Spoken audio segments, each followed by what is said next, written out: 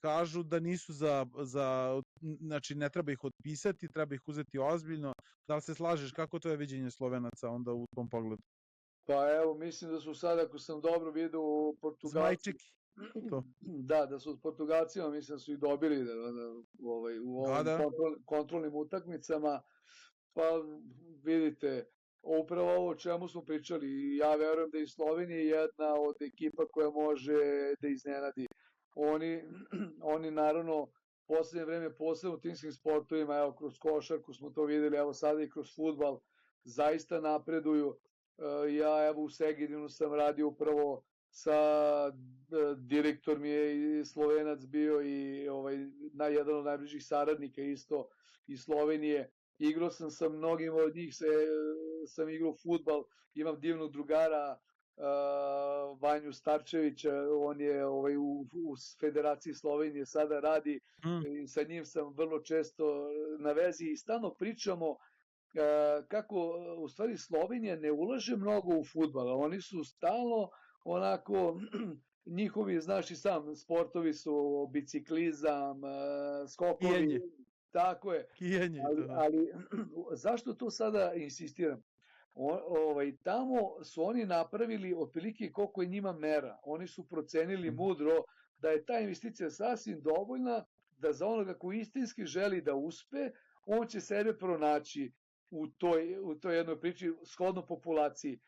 I u tom smislu mislim da su oni isto kao mudar narod napravili dobre strateške poteze, organizacioni u svakom smislu, i to daje sada rezultate. Oni imaju jednu ligu koja je, da kažem, vrlo teška za igrati, tamo i klubovi su s izuzetno preciznim budžetima i sve to, i zaista igrač koji iskuči iz takve sredine svakako mora biti kvalitetan. I zato mislim, a pre svega oni su svesni svoje pozicije. Ono što bih ja isto želeo da istaknem, to je vezano recimo i za Hrvate, sve više razvijaju taj osjećaj nacionalne pripadnosti, te jedne vere u reprezentaciju, koja čini mi se godinama nikako da je mi izgradimo do kraja.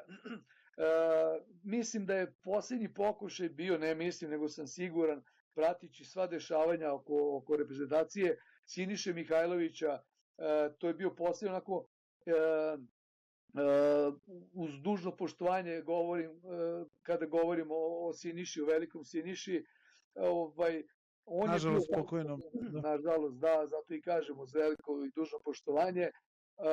Teško mi je da izgovorim to pokojno, zato što on i dalje živi negde u svima nama. I hoću da kažem, on je posljednji čovjek koji je u reprezentaciji pokušao da razvije taj duh pripadnosti kroz to da se peva himna, da je uveo to pravilo i sve to, gde sam zaista bio razočaran reakcijom mnogih ljudi, gde su hteli da umanje njegove fudbalske trenerske vrednosti, govoreći da je to najmanje bitna stvar. Ali zašto sada pričam vezano za Sloveniju? Slovenija, koja je isto multikulturalna sredina, gde znamo i sami strukturu, razume, ajde, Hrvatska je specifična svakako po to pitanje, oni su odavno to razvili, ali evo Mađarska sada je izuzetan primer upravo te jedne energije koja provejava, ali sve su to posljedice organizacije, unutar fudbalske organizacije te zemlje, prvenstva, takmičenja.